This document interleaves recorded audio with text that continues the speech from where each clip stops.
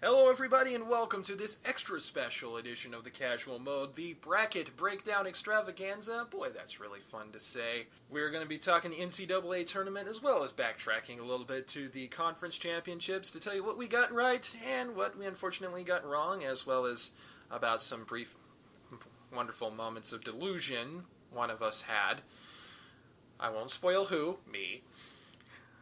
I am Jeremy. With us is, of course, David. The NCAA selection committee are a bunch of jackasses. That is my spoiler. And our postseason sports correspondent, my big brother Robert. Hello, everyone. And we have an extra special guest who will also be with us on the main show later this week. David, why won't you introduce her? Yes, this is my fiancee, Maggie. Hey, guys. Hi, Maggie. Hey, Mag. Alright, like I said, we will get to the NCAA tournament itself. There's a lot to talk about there, but first, let's go back in time a little bit to our special on the conference championships. And let's start with the Mountain West, where David reigned triumphant. Yes, I did. I did pick the championship game, which was Wyoming and San Diego State. And I did say it was going to be close. I did say it was going to be within, 3 or 4, and it did. I just kind of picked the wrong horse in that one. But hey, you had the contenders for it right, which is cause enough for celebration. But, yeah, that works. And plus, we did get Wyoming in, which, by the way, Wyoming is a bid thief. Yay. Yeah. Although, weirdly, although Wyoming did actually win the conference, they are a lower seed than either San Diego State or Boise State, but we'll get to that in a bit.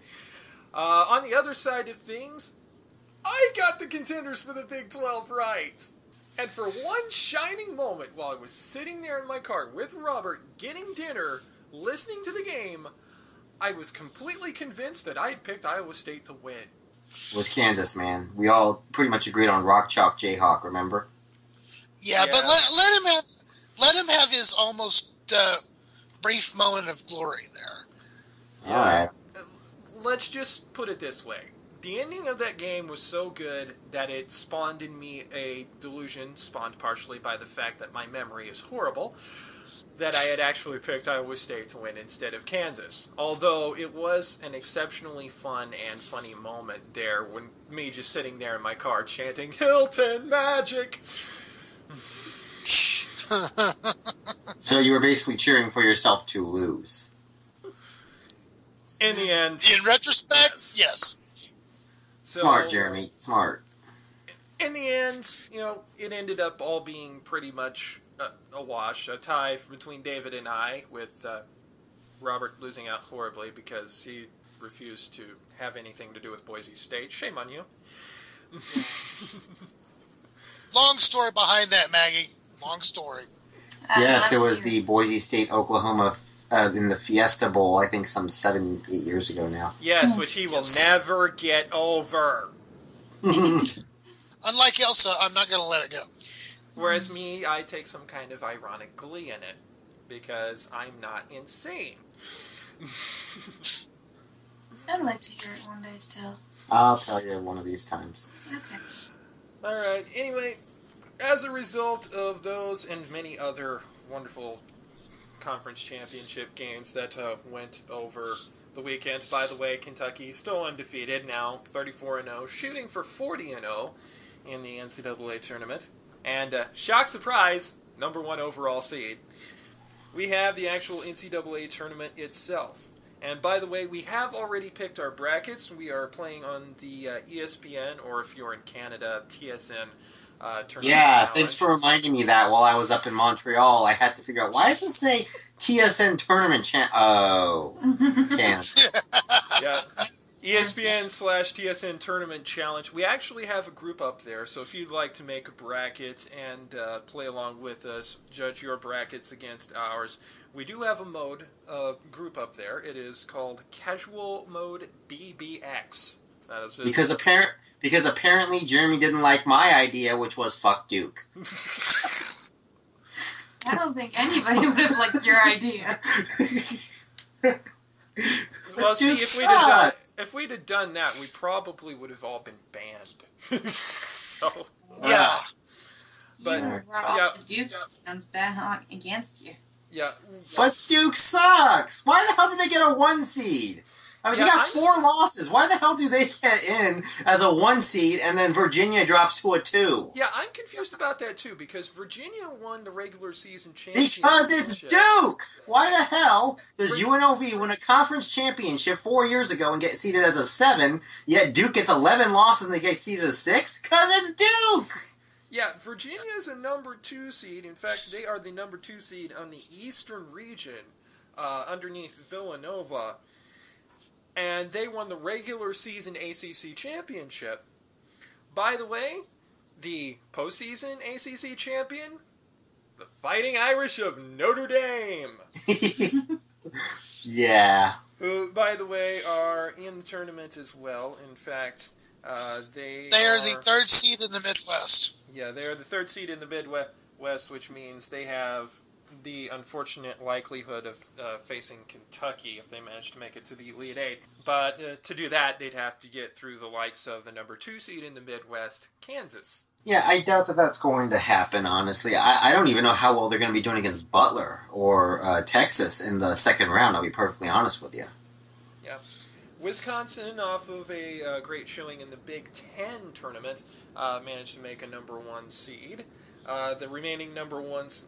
Well, of course, we said the remaining number 1 seed earlier, Duke, for strange reasons.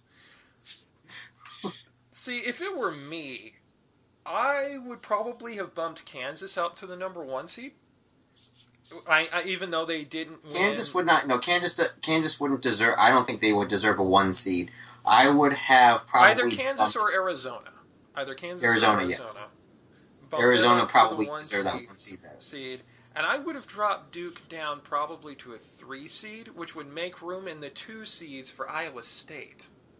I'm going to be honest with you. I think Duke probably belonged as a 2. Because Duke did pretty much stay in the top 8 for a good portion of the year. So I think that a 2 was where they belonged. I would have probably... I know this is going to sound very weird coming from me who loves mid-majors, but I would have dropped Gonzaga to a 3 and replaced Iowa State with them. Yeah, Gonzaga is the number 2 seed over in the South, and I would have dropped them to 3 in the West. The play-in games to note, Kentucky gets the fortunate honor of pretty much being assured of going 35-0, playing the winner of Manhattan or Hampton. Jeremy, that would be the Goofy Gopher game. Manhattan-Hampton. That would be like the Goofy Gophers from Looney Tunes. Yeah. You go first. No, you go first. Shall I? Sure. Thank you. The other 16 seed play-in game is North Florida and Robert Morris, and they get to face Duke, which good luck to them. The other 2 play-in games are, and actually I was talking about this with someone on Twitter, because initially I thought it was weird to have play-in games for 11 seeds, but a good friend of mine who also roots for Southern Carolina, Dodger of Zion, said it's actually kind of a good thing because it rewards people, bubble teams, who, if they did get into a tournament, really deserved better than to be shunted against the number 1 seeds. Well, at the same time, also take a look at this. There are less small-time conferences getting 2 bids in than there ever have been. And because of that, you're seeing 12 seeds like Wyoming and Buffalo and Wofford in there. Because there are just so little. I mean, you used to have conferences like the CAA get a couple bids in. You have conferences like the Sun Belt had 2 in 1 year. You know, you always had at least 2 or 3 of these smaller conferences bring 2 teams into the dance. You don't see that this year, and that's part of the reason why. Yeah. So our 2 number 11 seed play-in games are BYU and Mississippi, the winner of whom will take on Xavier. And the very, very interesting one is Boise State versus Dayton. Guess where it's being held? Dayton. In Dayton. Which is basically... Can you say home court advantage? Dayton gets a home game to play into the proper NCAA tournament. Oh, Broncos, you got screwed.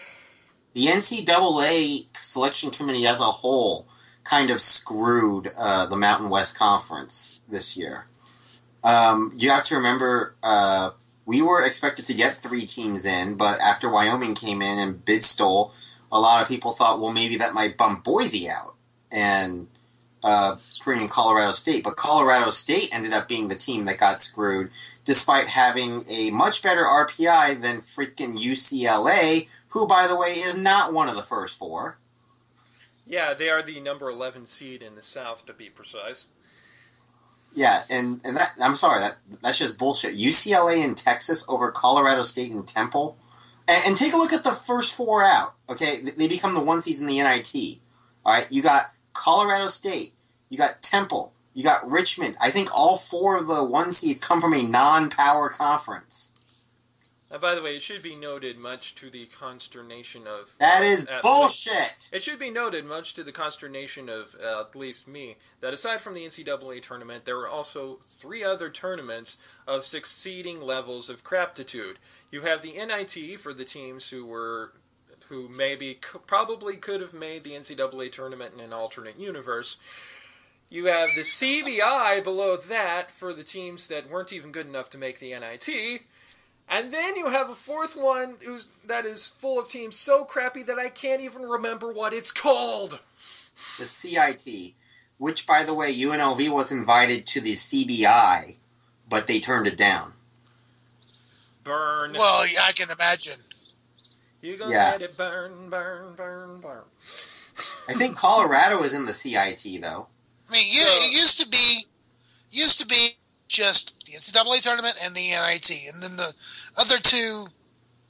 Yeah, the CBI. Other 2 tournaments came along. The CBI is not that old. It's only about like a few years old, I think.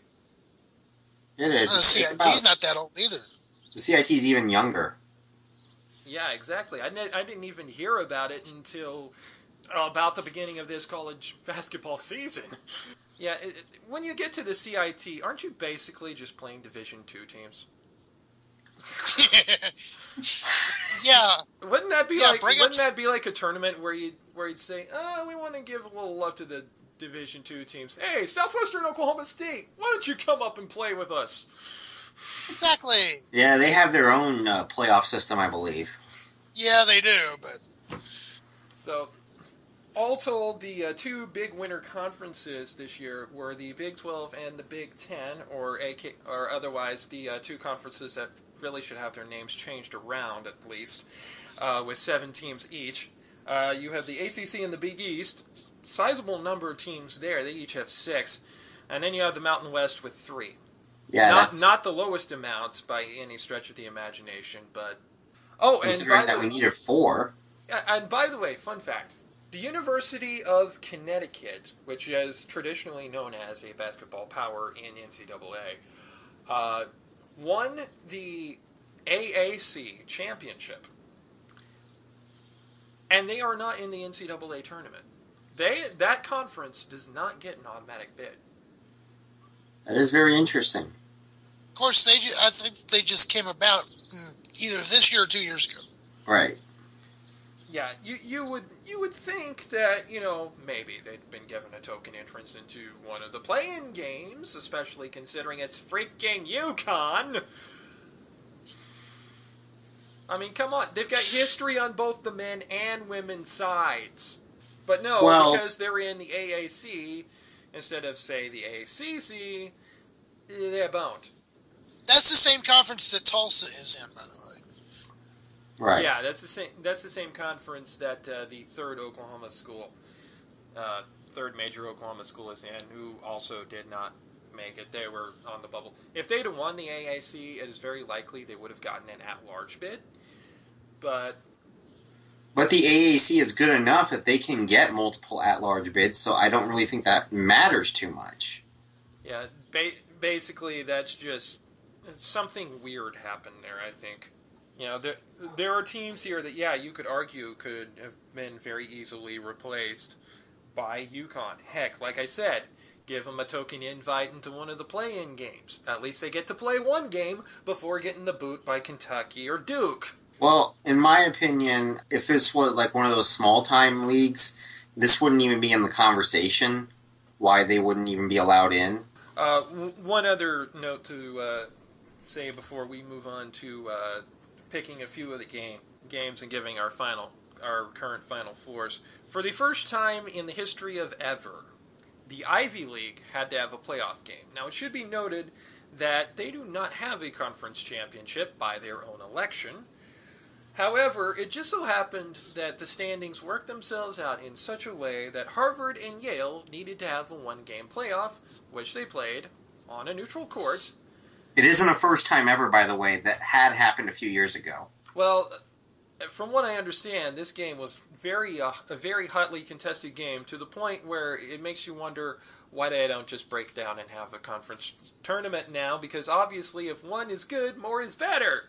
Maybe they don't have enough teams in the Ivy League. I don't know. Yeah, anyway, Harvard won that, and now they're in as a number 13 seed. I would like Harvard to advance to the next round for it wasn't the fact that they were facing North Carolina in the first round. Yeah, former legendary Kansas coach and current legendary UNC coach Roy Williams would have a lot to say about that, I'm sure. Yeah, I mean, if they were playing Georgetown, maybe, Maryland, maybe, I would like their chances. Even Louisville, But North Carolina, I think, is a really strong 4 seed, so... We're going to go region by region and pick one game in each region that speaks to us the most. For me, I'm going to start in the Midwest, and I am going to look at Wichita State, Indiana. Now, of course, number 2 seed in there is Kansas, which means should Wichita State win this one, we've basically got the Battle of Kansas there in the round of 32. Yeah. Indiana is also one of those teams that arguably got into the tournament and really doesn't deserve to be there. In fact, pretty much every analyst that I've heard talking about it on ESPN the last couple of days has pretty much said, why in the name of God is Indiana here? As a 10, no less. As a 10 seed, no less, yes. Maybe if they were a little bit lower seed, it would make more sense, but they got as high as a 10 seed instead. Still wasn't as bad as UCLA. So, yeah, it is going to be Cats versus Corn in the round of 32 as far as I'm concerned. All right. David, what's your game from the Midwest? My game from the Midwest, that speaks to me. Do I have to pick one from the first round, or do I have to pick one from what I think will be another round towards? Well, I kind of picked one from the round of what I think will end up in the round of 32, so, yeah, go ahead. All right, the one that I'm thinking about is the first round game between Maryland and Valparaiso. I really think that Valparaiso is a strong underdog. And actually, if you looked it up on the Tournament Challenge, they don't have a very high confidence of Maryland being the favorite to win that one.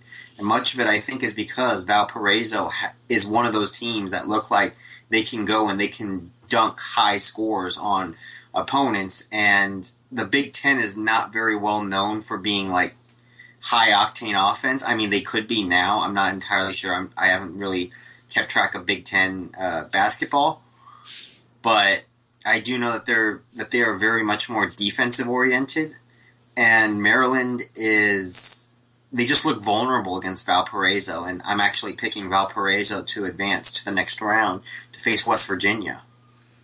Yeah, it should also be noted that Valparaiso is one of those teams that has a very, very good history of being the arbitrator of upsets. So, arbiter of upsets. See 1998 Myriad Convention Center, Oklahoma City as example. All right, Robert, your game from the Midwest. Okay, my game from the Midwest would be a pretty good one. The 8-9 matchup, Cincinnati-Purdue.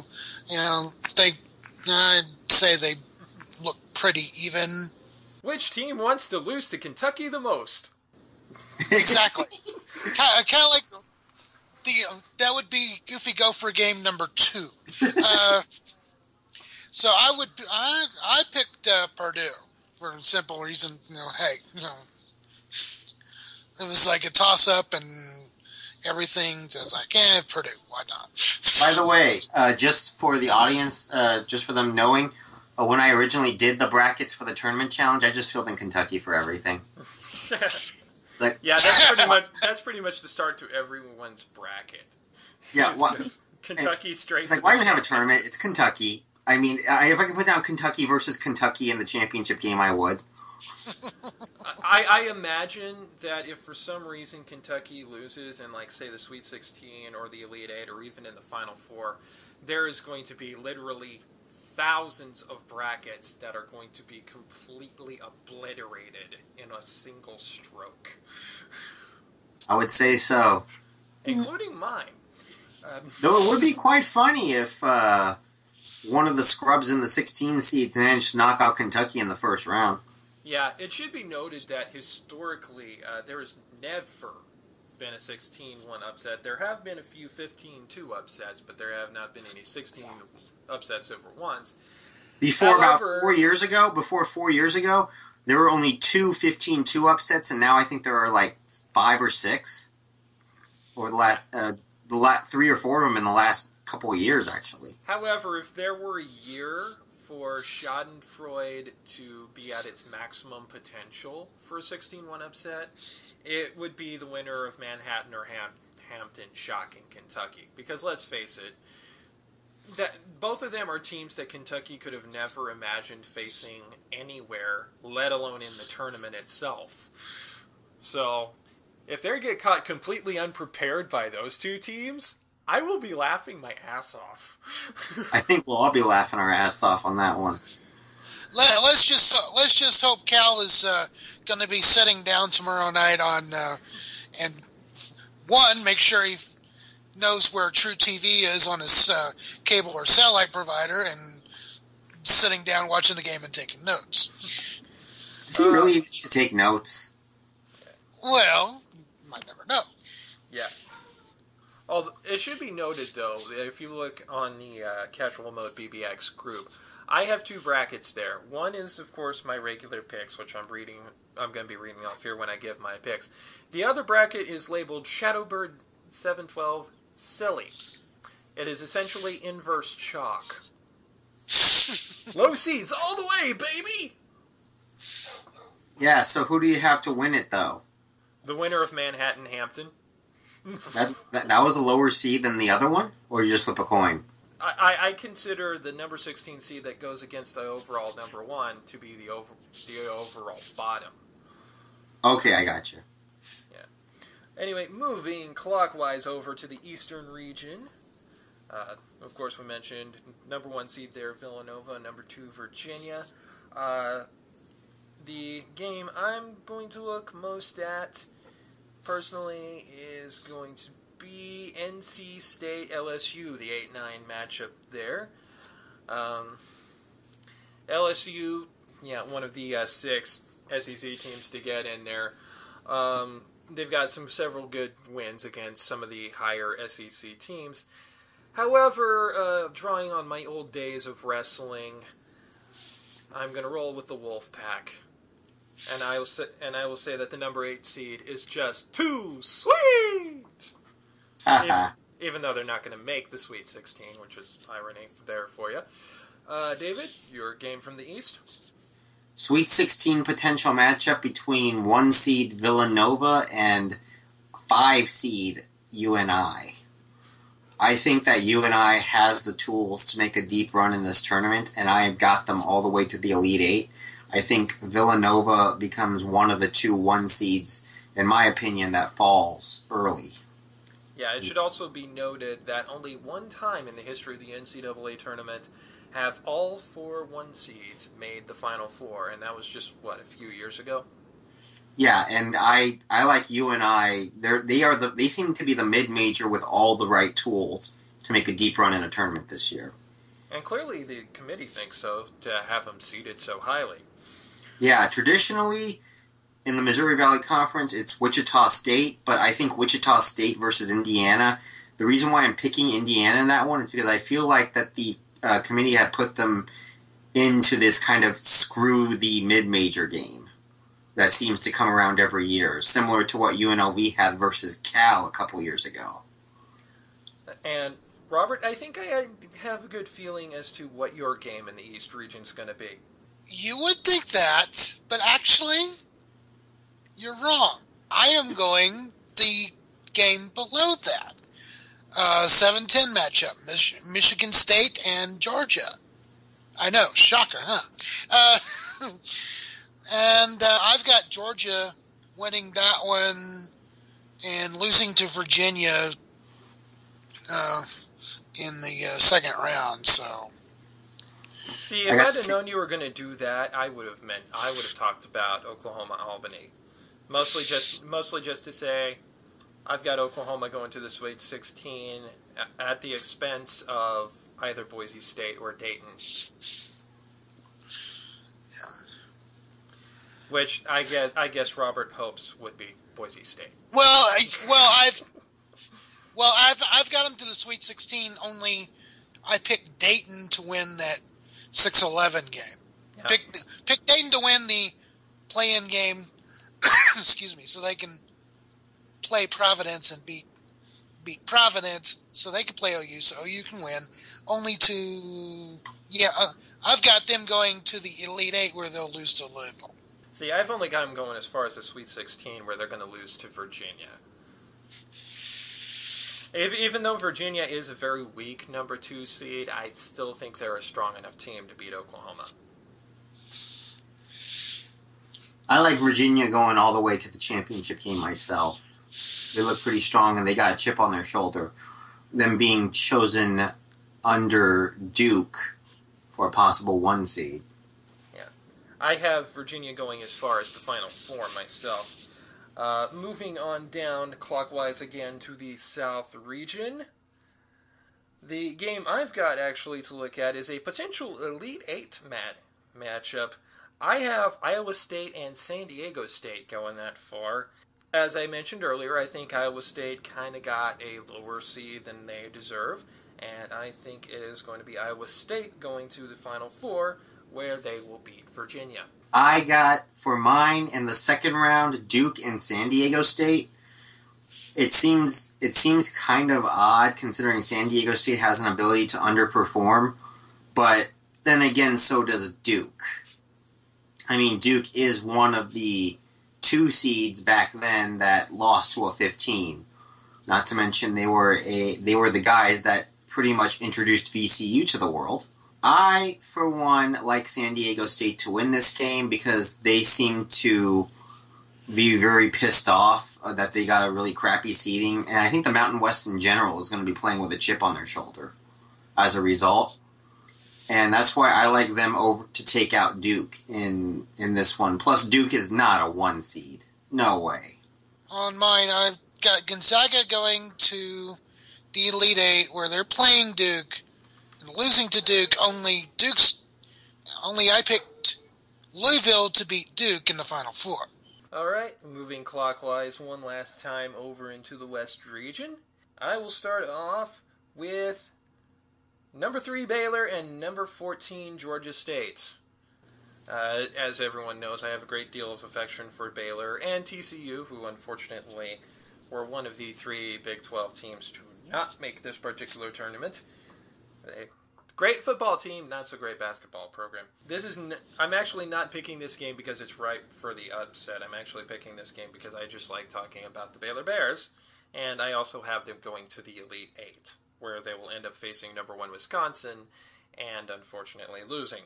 I like the play-in game between BYU and Ole Miss. I'm going with BYU on this one. BYU just has a lot of really strong scorers, and they're really well known for being strong scoring. Ole Miss, on the other hand, they did bring Kentucky to their limit.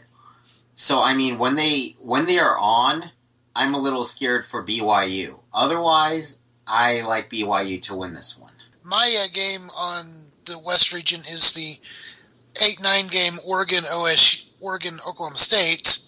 Although I picked OSU to win that one, but my winner coming out of the West region into the Final Four is Arkansas, because I've watched Arkansas throughout the season. They've got some pretty good hosses. Yeah, that's not really that bad of a pick. And honestly, if Arkansas does end up, say, meeting Kentucky in the Final Four, which is the only place that they can meet them, thanks to the seeding, so which seems like kind of a familiar scenario, talking about the SEC championship game, where the only place they could have possibly met them and ultimately did was in the championship game itself. Arkansas, Kentucky in the Final Four would, while being basically the fourth time those teams have played, would still be a fantastic matchup in the Final Four. Like I said, though, I have Wisconsin coming out of the West, losing to Kentucky, who is also my eventual champion over Iowa State. So should we talk about Elite Eight, Final Four, Championship, and the rest of the picks then? Yes, we should. Going back up to the Midwest, I have Kentucky versus Kansas. Of course, Kentucky coming out of that. Eastern region, I have Villanova and Virginia in the Elite Eight, with Virginia coming out of that. San Diego State and Iowa State, as I mentioned earlier, coming out of the South, with Iowa State going to the Final Four, and Wisconsin Baylor, with Wisconsin being my Final Four team in the West. Okay, mine is Kentucky, Kansas out of the Midwest. Kentucky winning that one, of course. Louisville, OU out of the East. Louisville winning that one. Duke, Gonzaga in the South. Duke winning that one. And as I mentioned a while ago, Arkansas, Baylor in the West. Arkansas winning that one. All right, for my Elite Eight, I am going Kentucky, Kansas in the Midwest. Kind of a duh at this point. In the East, I got UNI and Virginia, because I think, like I said, I think UNI has all the tools needed to go that deep, and I have Virginia winning that one. On the South, I have Georgetown and Iowa State. I actually picked Georgetown over San Diego State in the round of 16, and I like Iowa State winning that one. And in the West, it's Wisconsin and Arizona, with Wisconsin winning that one. Also, I want to talk about the bracket that my girl created, my fiancee. She uses a very unorthodox tactic, though. She looks at the logos and tells me which one she likes the best. Which traditionally has been proven a lot more reliable than putting deep, serious, and possibly even way too much thought into it. Well, I will go ahead and... do you want to say it, honey? Oh, you can go ahead. You sure? Yeah, well, first off, I know nothing about the teams. Okay. I'm in Canada. And I don't watch sports, second, so I basically only judge by logos, which one I like more. Alright, so should I go ahead, guys? Go ahead. Go ahead. Alright, in the Midwest, it is 4-seed Maryland and 2-seed Kansas, with Kansas winning. In the West, it is 1-seed Wisconsin and 10-seed Ohio State, with Ohio State winning. Wow. In the East, it is 4-seed Louisville and 14-seed Albany, with Louisville winning. And in the South, it's 13-seed Eastern Washington and 7-seed Iowa, with East Washington winning. That's dark horse right there. Yeah, it's just a shame though that the official mid-major team of the Casual Mode podcast, Western Kentucky, isn't in there, because everybody loves the Blob. Go Blobs! Yeah, I don't know about it, so... They're actually called the Hilltoppers, but for some reason their mascot is a giant red blob. Go Blobs! Oh, I just like it that whenever Western Kentucky wins a football game, I just go out and I shout in all Jim Ross glory, "Blobs win! Blobs win! By God, Blobs win! Blobs win!" I never came up. okay. And plus, they play in like Conference USA, so Okay. it's one of those smaller conferences.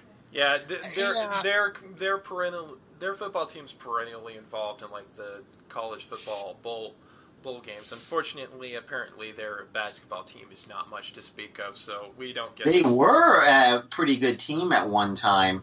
And that's the reason why their mascot is like one of the most well-known small college mascots out there, Big Red. Yeah. Which, again, how they got that from Hilltoppers, I will never know. Blast win! Blast win! By God, blast win! And if there's anyone who is a Western Kentucky fan who is listening to this, for one thing, please note that we call them the Blobs out of love and not out of any kind of malice. And secondly, and secondly, if you could tell me how the Hilltoppers mascot ended up being just that giant red jelly bean of a creature, let us know. You know, send us a comment on YouTube, send us a message on Facebook, send us a message Find us on Twitter. Yeah, I'm at Shadowbird712. David's at ZeroSageHarpuia. Robert's at RJ Kyle, Keil. You know, send us a message somewhere letting us know how Hilltoppers translates to big red grimace looking creature. Alright, so let's talk Final Four. Let's do this. Alright, my Final Four: Kentucky, Virginia, Wisconsin, Iowa State. Kentucky over Wisconsin, Virginia losing to Iowa State. Championship game, I've got Kentucky, and since you have to pick a tiebreaker on the ESPN system, I've got the final score being a nice, lovely little score that some of you who listen to the Big 12 championship game might find awfully familiar, 70-66. Mine is Kentucky and Arkansas, Kentucky winning that one, Louisville and Duke, Louisville winning that one, and the Battle of Kentucky for the national championship with Big Blue Nation being victors, Kentucky cutting down the nets, seeing their faces on the One Shining Moment video. And also actually remembering to cut down the nets this time. Exactly. For mine, I got the exact same Final Four as Jeremy. Kentucky and Wisconsin, I got Kentucky. Virginia and Iowa State, I have Virginia. And Kentucky versus Virginia, I have Kentucky to win it with the final score of 93-86. And now with Maggie's bracket, her Final Four were, and we'll recap, Kansas, Ohio State, Louisville, and East Washington. She has Kansas defeating Ohio State, and Louisville losing to East Washington. And the championship game, Kansas defeating East Washington with the final score of 78-62. All right, there you go. You have our picks. Hopefully you've got yours made out. If you haven't already, please head over to ESPN.com. Or TSN.ca, I guess, if you're in Canada. And head to the Tournament Challenge. Make your brackets. Join the Casual Mode BBX group, along with some of the other ESPN TV show groups that they might have out there. I know my brackets are also part of Around the Horns Tournament Challenge, because I like watching that show. Woody Page Ninja for life! And like I said, send us messages on all the things. I already recounted them all, but I'll do it again. We've got our YouTube page. Just search for Casual Mode. Facebook.com/Casual Mode Podcast. We've got Tumblr, casualmodepodcast.tumblr.com. We're on the FNX network, fnx.network. All of our Twitter handles, at Shadowbird712. At ZeroSageHarpuia. Audio issues with my brother, so I'll just tell you his. At RJ Kyle. Kyle spelled Keil, because our last name is spelled weird. And until next time, this has been the Casual Mode Bracket Breakdown Extravaganza. Boy, that's fun to say. Later, y'all. Bye, everyone. Bye.